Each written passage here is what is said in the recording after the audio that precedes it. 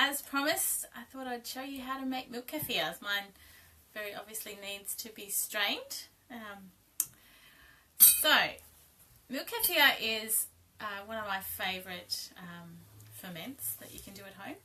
It's very, very easy. It also has the highest number of probiotics out of all the home ferments that you can make. It's very cheap to do. It's very resilient.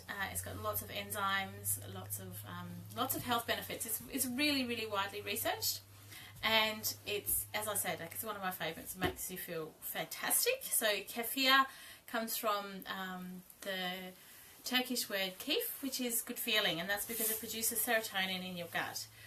So it's been linked to reducing depression, anxiety. It's really good for skin conditions. It's really, really good if you've got a lactose intolerance. I myself actually am no longer intolerant to lactose, and I'm pretty sure it's because of all the milk kefir that I consume. So it's a very easy ferment to do. So you take some grains, which for me, I've got an awful lot of grains. They're in a 3-litre jar here. So your grains will come, if you get them off someone, they'll come in some milk, or they should come in some milk. That's important because if they don't come in milk, then they're going to be really hungry and they could be weakened. So these I have grown from a very small, about that size amount of kefir grains that I got from Magic Meadows, the local farm. They were in the fridge, but they weren't actually in any milk. So they were very hungry, but I've fed them up and they've grown and they've multiplied and they've spread to so many different homes now. So I have ample. They can come back if they are a bit weak. So basically you pour your fermented kefir into a strainer. You use I find a metal strainer best. Now there are some people who say you need to use a plastic strainer. That's not the case. The only ferment that you shouldn't mix with metals is kombucha, because it can corrode the metal. But kefir, water kefir, milk kefir is absolutely fine in a metal strainer. So coming out is the whey. This is a little bit over fermented, this kefir, which I quite like it that way. It doesn't matter if it separates. It's not gone. There's nothing wrong with it. As you strain it, it'll join back up. It's just that the curds and the whey have separated. So we give the milk kefir a strain. You need a spoon to sort of stir it through.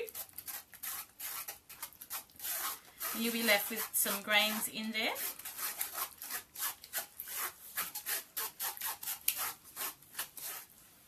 So here's some of the grains. You can start seeing them here. I'm not sure. I guess I'll strain it a bit more and then I'll do a close-up of some grains. Let's get that bit off the bottom. So there's our grains in there. So your grains then go into a clean jar.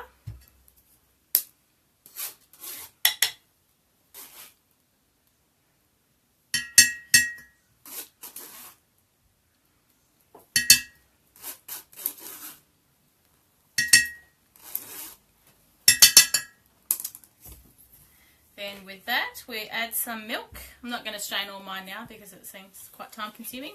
So we add some fresh milk. I use an organic milk from any of the major supermarkets. I prefer organic. It seems to make healthier grains. Homogenised. I prefer to use homogenised because in my opinion, it's much safer than using unhomogenised. So we sit our grains in our fresh milk, and that will ferment. And then with our fermented kefir, we pour it into a new jar.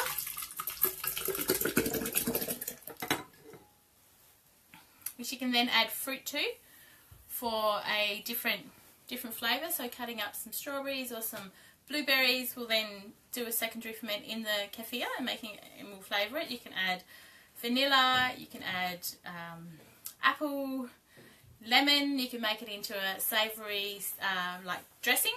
You can also make some cheese out of it, which I might run through another day. This goes into the fridge, and this one you'll finish. You'll cover off, jar it back up and put it on your bench, and that'll take anywhere between 2 days to a week, depending on the weather and the strength of your grains, to get to a point where you're happy to consume it. I like to, if you don't like it too tart, you sort of wait, you sort of do it as soon as it starts to solidify, and then it'll be quite a smooth tasting ferment, a kefir, a bit like a yogurt. If you leave it a little bit longer, it'll start to get more of a sour taste. I like it sort of just a little bit sour, not too creamy, but a little bit sour, so that's my preference. So that's how you make kefir. Very, very easy. If you have any questions, just pop them in the discussion below. And yeah, if you want any grains, let me know. I've got plenty. And there we go. Thank you.